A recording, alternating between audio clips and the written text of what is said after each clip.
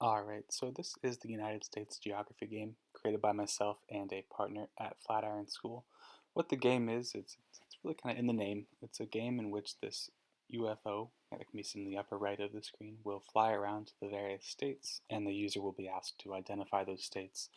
Once they successfully identify the state, it will then show some more information about the state and then move on to the next. So I'm going to go ahead and log in at this point.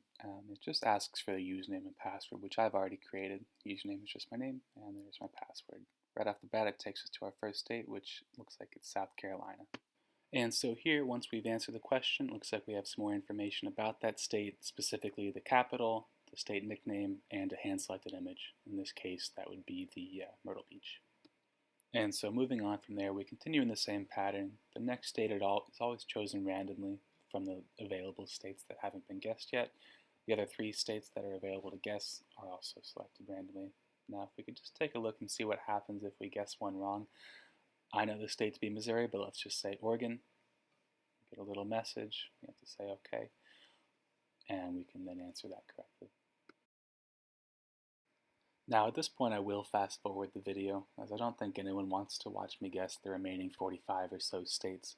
The one thing I did just want to make a note of is the dark icon of the UFO in the upper right. Now the reason that's there is when we were creating this game, we had to assign each state coordinates so that the UFO could fly to it, and also that way it would know where it was at all times. The issue that we ran into is many screens, I suppose, are different sizes, and the location of a state on one person's screen may be different than from another. And so the way that we solved that was by adding in that dark shadow icon of the UFO. We ask that the user, before playing, lines up the blue UFO over top of that shadow. By doing so, they'll ensure that the state that the UFO is in is displayed correctly as they're playing the game.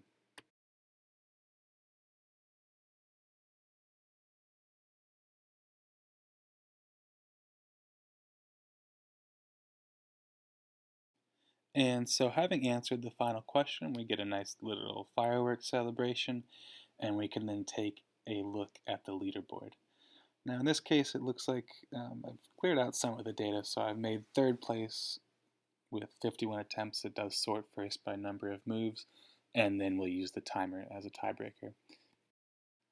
And so I'm going to include the link to the live site as well as to the GitHub repo in the description of this video. Hope you check it out.